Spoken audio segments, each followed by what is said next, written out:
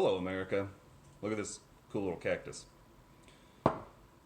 I have a message for non veterans and veterans on today's Veterans Day. And there's going to be some portion of you that are not going to like what I have to say, but I kind of don't care. So I wrote something, I'm going to read it to you, and I hope it challenges some ideas and I hope it has an impact. Veterans do make a decision to reduce freedom and service to their country. But we aren't indentured servants, and we're just people. There are bad people, good people, and people in between. We shouldn't just worship all of them just because they're veterans. We should worship people because they're good people. I don't think we should worship people, period, but like if you're going to do it on a day like today, then that should be the criteria. Anyway, if you support veterans, then you should support the stopping of the useless wars that leave families torn apart, maim and kill service members, and as a general rule, cause steady emotional health problems. It's an exception to the rule if someone doesn't have these problems.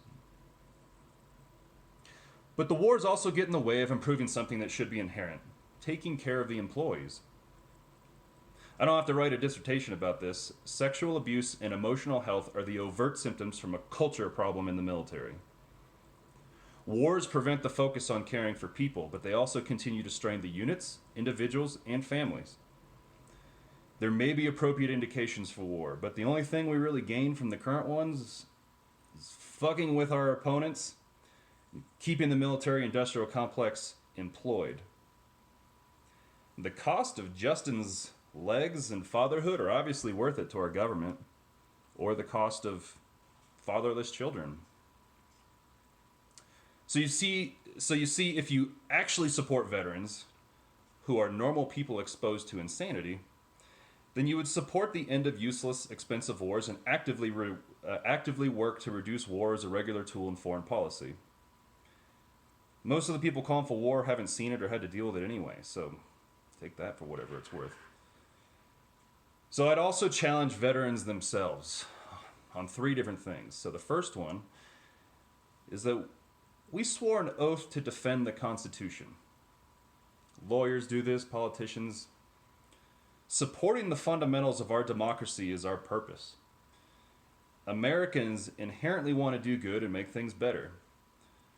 But supporting ideologies that disregard the fundamentals of democracy is unpatriotic.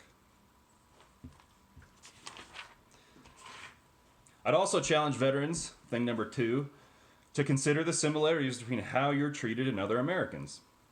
I am disabled and will earn less money without legs than I did when I had them. The empathy I have for people who suffer at the hands of injustice can't be measured.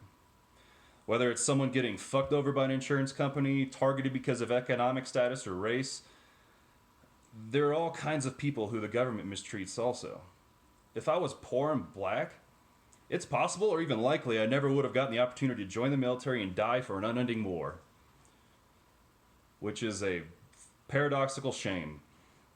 But I'm white and legless, so I'll do my best to stand with all people regardless of race or gender.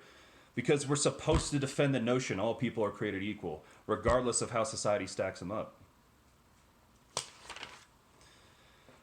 The third thing is I want to challenge veterans to cultivate healing and self-compassion. It was former Secretary of Defense and General Mattis who once told me to cultivate post-traumatic growth. Whether you saw combat or not, sexual abuse at the hands of the military, which is nearly every woman that I've ever talked to, or just generally fucked over by your branch of service, seek therapeutic habits.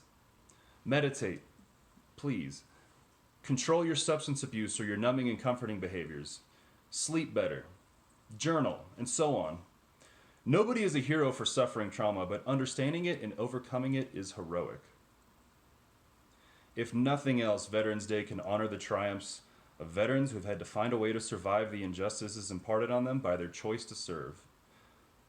But it can also honor veterans who continue to support the greater good. Thank you.